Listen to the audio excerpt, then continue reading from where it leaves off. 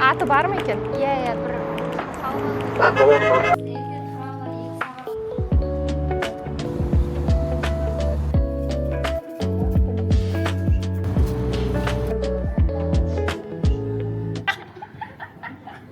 Kim oturma?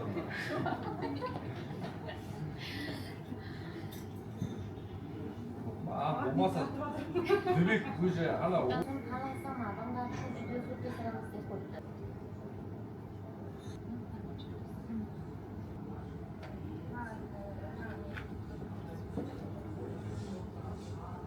Жарты пысқан сияқты ма сондай болады? Очки алдың ба?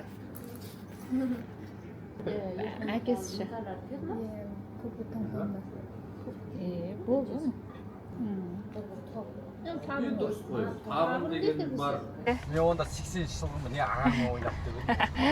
Бір жасқа дейсіз Ой, ғой.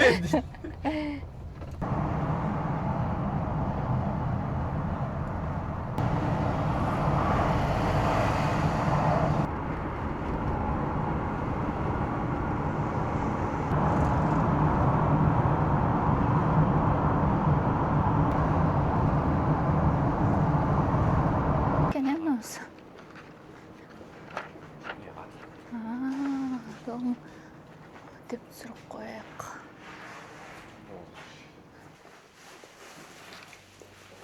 Списокпен қарап, шығып айтып не істей береміз, санын санай береміз.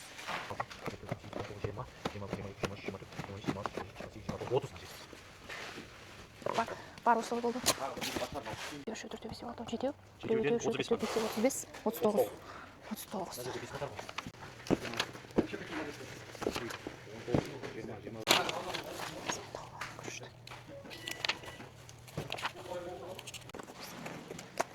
Мынауыңдар қарындаштар.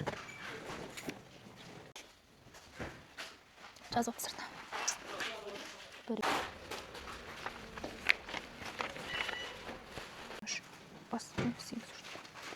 Бірінші 38-49. Неде болды? Рақса құрып қалма. 38-49, 38-49.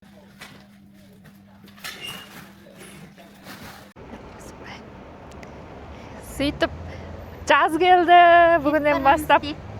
Жұқа киіне берсек болады деп тоңбаймыз. Ертең бачата, ортада бір күн бачатамызға бара алмай қалдық. Иә, жақсы көретін биімізді жіберіп алдық. Деп. Келесі күні башламады болады ғой? Барсылатып отырып жүгіртіп ақпар.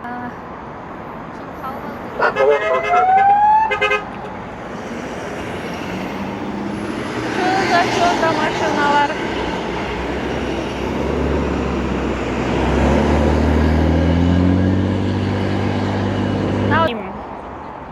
Askeri maşinalar қаптап кетіпті.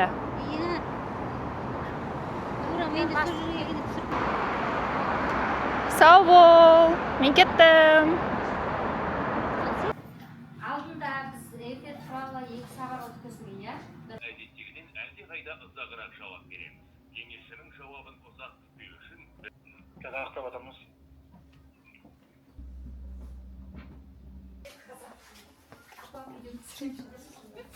бірдеңе жазу керек еді ғой Чинжаға. Енгай бар. Енгай де. Егер енді үлгермеймін ау деп жатсаң, онда жазасың. Неге түсіруші? Ютубқа? Бір-екі айту керек қой. Осылай айттық қой. Эксперимент көрсетемін. Мына қараңыздар. Мына көріп тұрсыздар. Қандай дақтар болса, қыздар соның кетуіне жақсы көмектеседі. Ал егер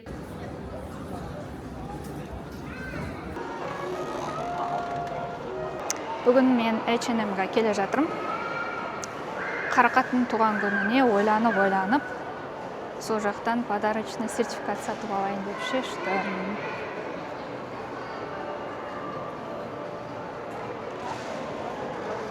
Қарақат деген менің мамамның ағасының қызы.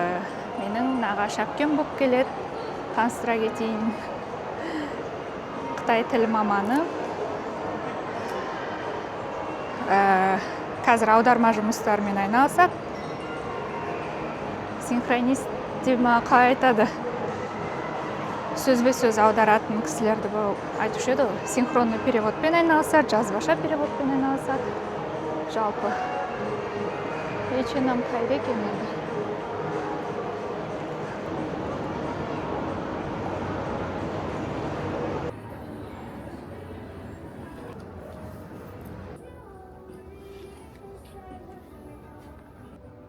Де қойсам. Бүгін біз қарақат туралы жаңа басында бастап айттым. Менің ең жақсы көретін нағашы әпкем. Алтыншы айдың бір күні туған күні болатын, балалар мерекесімен бірге туған күні, бүткіл әлем тойлайтын күн. Өзін сондай жақсы көрем. Кешігіп қалып құттықтап жатырмын. Сонымен кішкене болсын осындай өзімді қалдырайын деп шештім. Сосын алдында мамамның киімдерін ақтарып жатқан кезде бір қызық жайт. Осы көйлегін қазір сіздерге былай бір көрсетіп жіберейін. Өзі бір 27-35 аралығында ғой деймін. Киген көйлегін тауып алдым. Оны Дария қайтеді? Әрине алып өз киіп көреді. Мама көріп жатсаң сәлем деп па. Осындай әдемі көйлегін тауып алдым. Соны неге кимеске деп киіп алдым. Сондай қызық, анаңның өзіңнің жасында киген киімін кисең, сол бір кезеңдерде қандай болып жүрді екен, не ойлады екен деген сияқты. Сөйтіп бір көрсетіп алайын, көрінді ма, көрінбеді ма білмеймін. YouTube-ты қарап жатсам, 40 жастағы кісілер, осыдан 20-30 жастағы кезім болатын болса, мындай ақыл айтар едім, 20 жастағылары мынаны тыңдаңдар деген видеолар қапта кетіпті YouTube-та. Соған орай мен енді керісінше қазір 32-де болсам, 42-дегі Дарияға сұрақпен сәлем жолдағым келеді. 10 жылдан кейінгі Дария, сен басында үй бар ма екен? Екінші сұрақ, үйлендің ба? Үшінші сұрақ, сен 40 жасқа дейін ағылшын тілін бір түсінетін, сөйлей алатын деңгейге жеткізем дегенсің. Қазір ағылшын тілі деңгейін қандай болды екен? Біз жақында ертарғынның тойын жасағалы жатырмыз, келін түсіргелі жатырмыз. Той қалай өтті, ертарғын тойда өзін қалай ұстады. Ербалғын інім мектеп бітірді биыл, қандай оқуға түсті екен, оның өмірі қалай жалғасып жатыр екен, қазір қандай болып жатыр. Сен Гуанчжоуға барғың келіп еді. Ол жоспарың немен аяқталды? Анаңның денсаулығы қалай болды екен? Қазіргі денсаулығы қалай? Көңіл күйі қалай? Анаң әлі жақсы ма? Тағы да қандай жаңа салаларды үйрендің? Осы сұрақтарымды қойып болдым. Енді 10 жылдан кейін осы сұрақтарыма қайтадан жауап түсіріп, жақсы жауаптар түсіріп, ойдағыдай жауаптарды беріп, тағы да видео салу бұйырсын.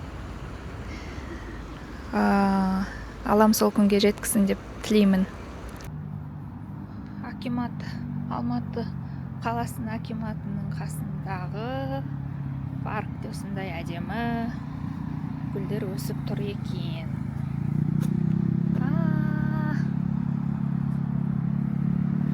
Керемет әдемі.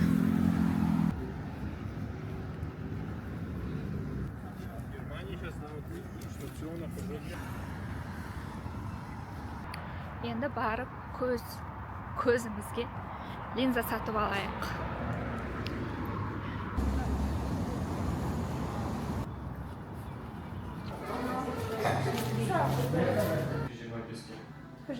Қаншадан олар? Я таққам. Андай. Бірақ бәрі көгілдір ғой.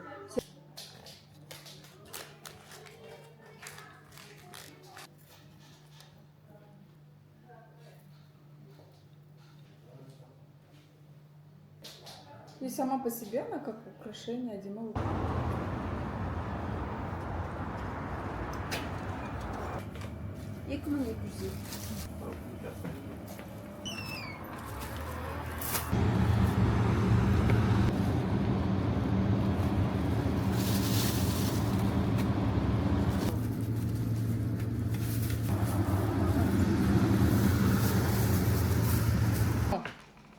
Выше ма.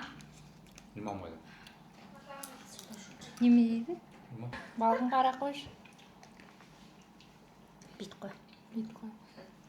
5 жылдан кейін шашым желкілдеп аппақ болады. Қандай жүзік сырға тағасыз ол кезде? Оны енді балаларым немен алып берсе соны тағам ғой. Елестетпейсің көзіңді? Енді қалай елестетем енді? Қандай таққыңыз келіп жүр? Бір ойлап бір жүргеніңіз бар ма? Енді 6 мен аптайтын шығар қыздарым. Бұйырса Көлембияға барам. Қандай үйде отырасыз? Жер үйде ма, жоқ қабат үйде отырасыз ба? Коттедж үйде отырамын. Күләш ханым қыздарынан тартып бәрі коттедж үйде айтып. Қай жерде орналасқан екен? Ол енді байлар отыратын жерде бола ма деп ойлаймын ғой.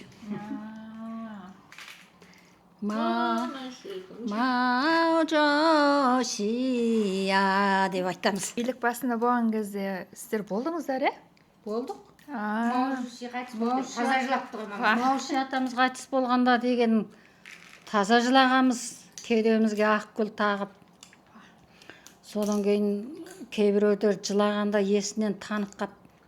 Алла бұйырса 75-ке келетін шығармын, сонда мәлкілдеп отыратын шығармын.